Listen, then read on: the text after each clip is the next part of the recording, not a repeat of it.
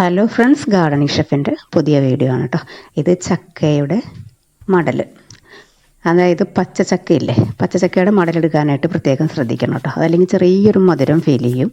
അതിൻ്റെ ആ കൂഞ്ഞിൽ ഭാഗമില്ലേ, ഈ മുകളിലത്തെ ഈ സ്പോഞ്ച് പോലത്തെ ഈ ഒരു ഭാഗം ഇതുപോലെ നന്നായിട്ട് അതിൻ്റെ നാരൊക്കെ മാറ്റിയിട്ട് നീളത്തിൽ ആദ്യം ഒന്ന് കട്ട് ചെയ്യുക. എന്നിട്ട് ചെറിയ ക്യൂബായിട്ട് ഇതുപോലെ കട്ട് ചെയ്തെടുക്കാം.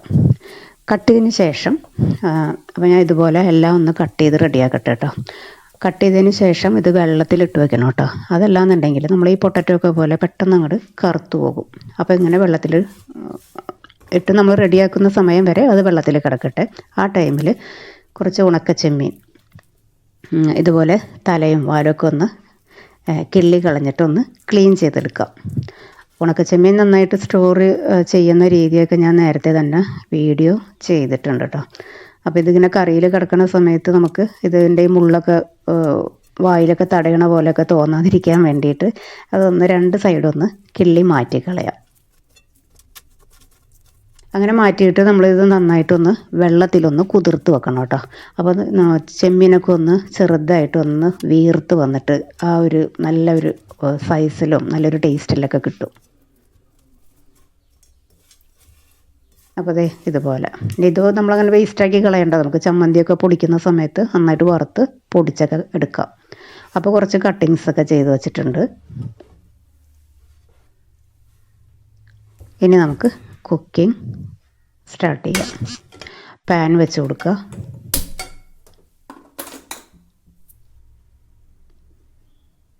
ഇതുപോലുള്ള നാടൻ കറികളൊക്കെ ചെയ്യുമ്പോൾ വെളിച്ചെണ്ണയിൽ ചെയ്താൽ നല്ല ടേസ്റ്റ് ഉണ്ടാകും.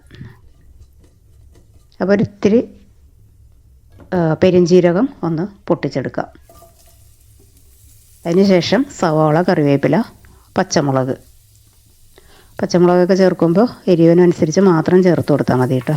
ഇനി നമ്മൾ പൊടികളൊക്കെ ചേർക്കാനുള്ളതാണല്ലോ. അപ്പോൾ അതൊന്നിങ്ങനെ നിരത്തിയിട്ടിട്ട് ജസ്റ്റ് ചെറുതായിട്ടൊന്ന് വാടി വരട്ടെ.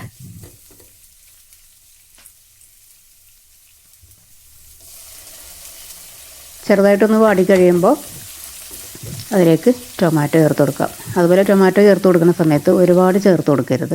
അപ്പോൾ ഒരു പുളിയുടെ ഒരു ടേസ്റ്റ് ഇങ്ങനെ മുന്നിട്ട് നിൽക്കും. ഇനി ഒരല്പം വെള്ളം ചേർത്തതിന് ശേഷം നമുക്കിതിലേക്ക് പൊടികൾ ചേർത്ത് കൊടുക്കാം. ഒരിത്തിരി മഞ്ഞൾപ്പൊടി, എരിവിന് ആവശ്യത്തിനുള്ള മുളക് പൊടി, അതുപോലെ ഇത്തിരി കുരുമുളകിൻ്റെ പൊടി. ഇത് മൂന്നും കൂടി ചേർത്തതിന് ശേഷം ഈ വെള്ളവുമായിട്ട് മിക്സ് ചെയ്ത് മസാല നന്നായിട്ടൊന്ന് മൊരിഞ്ഞ് വരട്ടെ.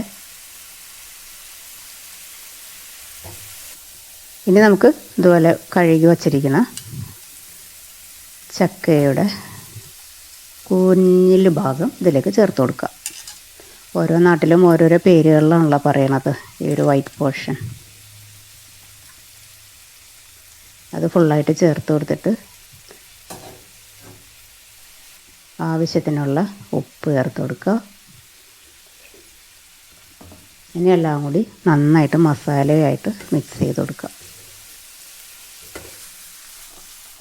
നന്നായിട്ട് എല്ലാം കൂടി മിക്സ് ആക്കിയതിന് ശേഷം നമുക്കിതൊന്ന് നന്നായിട്ട് വേവിച്ചെടുക്കണം. ഇനി ഈ ഒരു സ്റ്റേജിൽ ഇപ്പോൾ സമയമില്ലാത്തവരൊക്കെ ആണെങ്കിൽ ഇത്രയും ആയതിന് ശേഷം ഈ ഒരു കൂട്ട് കുക്കറിലിട്ടിട്ട് ഒരു വിസിലൊന്ന് അടിച്ചെടുത്താൽ മതി കേട്ടോ. അപ്പോൾ പെട്ടെന്ന് റെഡിയായി കിട്ടും. ഞാനത് ചെയ്തതിന് ശേഷമാണ് കുക്കറിലേക്ക് ഇട്ടാൽ മതിയായിരുന്നു എന്ന് എനിക്ക് തോന്നിയത്. പിന്നെ ഉടഞ്ഞൊന്നും പോകില്ല. ഒരിത്തിരി വെള്ളം കൂടി ചേർത്തിട്ട് മൂടി വെച്ച് വേവിക്കാം. അപ്പോൾ ഞാൻ ഇടയ്ക്കൊന്ന് തുറന്ന് നോക്കിയപ്പോൾ അത് റെഡി ആയിട്ടില്ല. അപ്പോൾ ഇപ്പോഴാണ് എനിക്ക് തോന്നിയത് കുക്കറിലിട്ട് ഒരു വിസിലടിച്ചാൽ പെട്ടെന്ന് റെഡിയായി കിട്ടിയേനെ.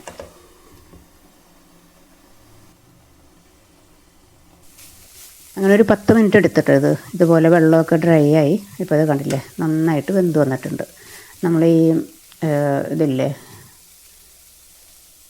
എൻ്റെ പേരിപ്പോൾ കിട്ടണില്ല, പൊട്ടറ്റോ ഒക്കെ ഇതുപോലെ നന്നായിട്ട് വെന്ത് വരണ പോലെ വെന്ത് വരും. അപ്പോൾ ഒരിത്തിരി ഉപ്പ് കുറവായിരുന്നു, അത് ചേർത്ത് കൊടുക്കാം. ഇനി ഇതിലേക്ക് നമ്മൾ കഴുകി വെള്ളത്തിലിട്ട് വെച്ചിരിക്കുന്ന ഉണക്ക ചെമ്മീൻ ചേർത്ത് കൊടുക്കാം. ഞാൻ നേരത്തെ ഓർത്തില്ല എന്ന് പറയുന്നത് കടച്ചക്കയില്ലേ, ആ കടച്ചക്കയൊക്കെ ഇങ്ങനെ വെന്ത് അലഞ്ഞ് വരുന്ന പോലെ നല്ല സോഫ്റ്റായിട്ട് വരും കേട്ടോ. നല്ല ടേസ്റ്റായിരുന്നു കഴിക്കാനായിട്ട്. അപ്പോൾ ചെമ്മീനും കൂടി ചേർത്തതിന് ശേഷം ഇതുപോലെ എല്ലാം കൂടി മിക്സ് ചെയ്ത് ഒരു 2-3 മിനിറ്റ് ഒന്നും കൂടി ഒന്ന് മൂടി വെച്ച് വേവിക്കുക. ചെമ്മീനിലേക്കും മസാലയൊക്കെ ഒന്ന് പിടിച്ച് വരണമല്ലോ. ഇനി ഇതിലേക്ക് ലാസ്റ്റ് നല്ല കട്ടിയുള്ള കുറച്ച് തേങ്ങാപ്പാൽ ചേർത്ത് കൊടുക്കുക. അതുപോലെ കുറച്ച് ബ്രെഡ് ക്രംസും കൂടി ചേർക്കുക.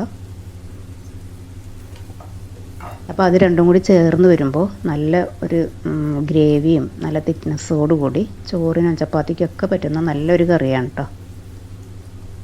ഉപ്പൊക്കെ നോക്കുക. ലാസ്റ്റ് ഒരിത്തിരി കറിവേപ്പിലയും പച്ച വെളിച്ചെണ്ണയും കൂടി ഒഴിച്ചു കൊടുക്കുക. എന്നിട്ട് അടച്ചു വെക്കുക. നല്ല സൂപ്പർ ടേസ്റ്റി ആയിട്ട് ചോറിൻ്റെ സൈഡ് ഡിഷായിട്ടും ചപ്പാത്തിക്കും ഒക്കെ കഴിക്കാൻ പറ്റുന്ന നല്ലൊരു റെസിപ്പിയാണ്. അപ്പോൾ നിങ്ങൾ ഇതുപോലെ ട്രൈ ചെയ്ത് നോക്കുക. നിങ്ങൾക്കും തീർച്ചയായിട്ടും ഇഷ്ടപ്പെടും. ചക്കയുടെ സീസണൊക്കെ ആയിക്കഴിഞ്ഞ് ധാരാളമായി കിട്ടുന്ന സമയത്ത് എളുപ്പമല്ലേ ചെയ്തെടുക്കാനായിട്ട്. ട്രൈ ചെയ്ത് നോക്കുക.